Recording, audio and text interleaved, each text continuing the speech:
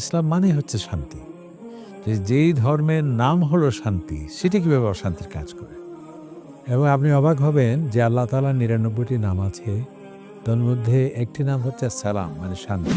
আসলে কি ইসলাম জ্ঞান বিজ্ঞান চর্চায় পশ্চাৎপদ, নাকি ইসলামই প্রমোট করে জ্ঞান বিজ্ঞান চর্চা? আদর্শ সমাজ গঠনে কেবল শুধু পুরুষের অধিকার থাকবে, নারীরা ঘরে বসে থাকবে, কেবল দর্শক গ্যালারিতে বসে উপভোগ করবে দৃশ্য, ইসলাম সেই ধর্ম নয়।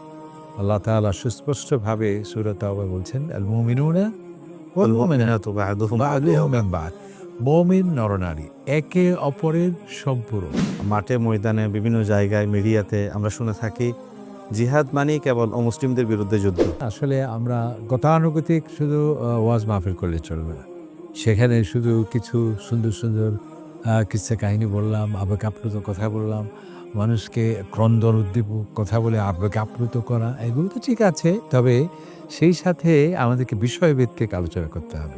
ইসলাম নারীদের অধিকার দেওয়ার পরিবর্তে নাকি ইসলাম নারীদেরকে ঠকিয়েছে। আমাদের জ্ঞান বিজ্ঞানের কতটি শাখায় বা বর্তমানে আমরা জানতে পেরেছি, আরও অজানা অসংখ্য জ্ঞানের কথা আসছে আল কোরআনে। সেই জন্য আল্লাহ পাক সুবহানাহু ওয়া তাআলা বলছেন, যত বেশি মানুষ জানবে, যত বেশি জ্ঞান বিজ্ঞান বিকশিত হবে, কোরআন যে সত্য, ইসলাম সত্য, নবী যে সত্য, সেটা প্রমাণিত হবে। একজন দায়ের পক্ষে, একজন শিক্ষকের পক্ষে বা মিডিয়ার পক্ষে ইসলামের এই ছোট ছোট ছোট ছোট ভুল ধারণাগুলো কিভাবে অপনোদনের ভূমিকা রাখতে পারে? কোন একটা স্বাধীন সার্বভৌম রাষ্ট্রের উপর যখন হামলা হয়, তখন কি তাদের এই নৈতিক দায়িত্ব থাকে না সেটা প্রতিরক্ষার?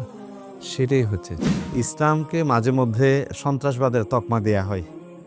তো আসলে কি ইসলাম সন্ত্রাসবাদের প্রতি উস্কে দেয়, না ইসলাম আসলে শান্তির কথা বলে? ইসলাম শান্তি চায়, অশান্তি, সন্ত্রাস এবং গোলযোগ সৃষ্টি এগুলো কোনো অবস্থাতেই কাম্য নয়।